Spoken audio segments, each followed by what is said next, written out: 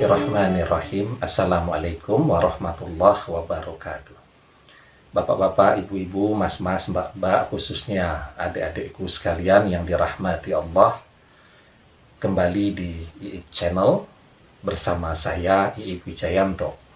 Kali ini kita akan mengupas topik tanda mantan gagal move on, ya, dan akan segera kembali dan cukup lakukan hal ini, ya.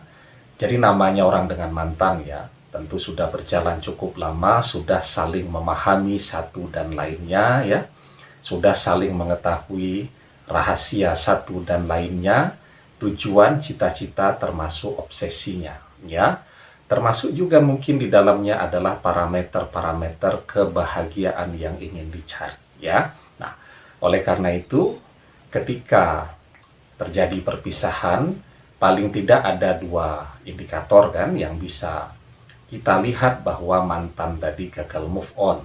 Yang pertama, biarpun perpisahan itu sudah terjadi cukup lama, ya.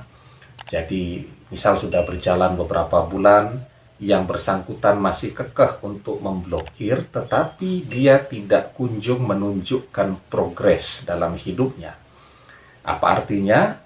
Artinya dia tidak kunjung menemukan seseorang yang baru, tidak memperkenalkan atau tidak mempresentasikan seseorang yang menjadi tonggak move on yang bersangkutan.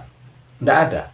Dan kita cek melalui teman-temannya, ya, kita tanyakan melalui sahabat-sahabatnya, dan memang dia terus membiarkan dirinya sendirian. Mungkin ada yang berusaha masuk, tetapi dia belum tertarik untuk memulai sebuah hubungan yang baru. Nah, itu menunjukkan bahwa yang bersangkutan gagal move on, dan kemungkinan untuk kembali sebenarnya sangat besar, ya.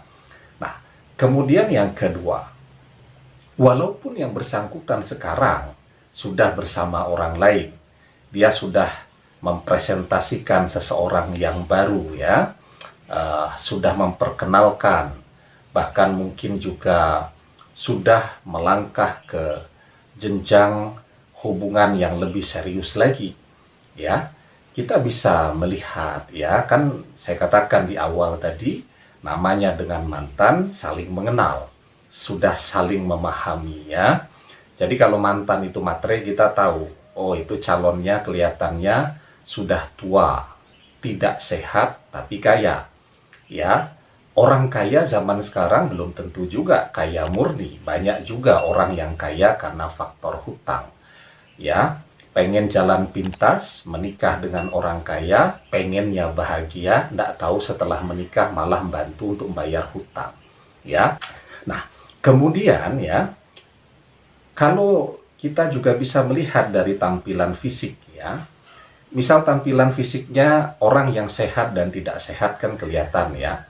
Orang yang overweight, ya, kelebihan berat begitu, terhadap dimensi tinggi tubuhnya juga kelihatan tidak sehat, ya.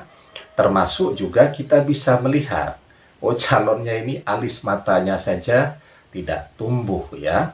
Rambut sudah tidak tumbuh, itu menunjukkan bahwa yang bersangkutan kekurangan hormon testosteron, ya, sehingga tentu dampaknya akan sangat berpengaruh terhadap keharmonisan keluarga yang mereka bangun.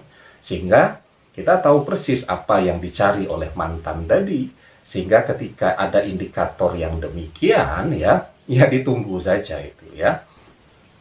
Jadi, ya, ketika mantan itu masih sendiri, atau yang kedua, ya, dia sudah bersama orang lain, tetapi opsi yang dia pilih tadi bukan dia banget lah, ya.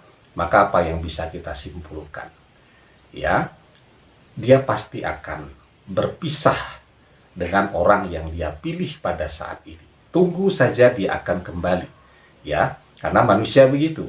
Manusia itu karakternya ketika dia berpisah, dia mencoba suasana yang baru.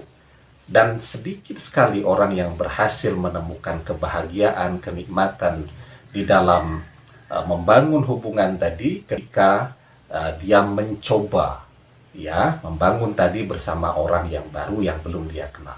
Sehingga disitulah peluang terbesar yang bersangkutan akan kembali kepada Anda.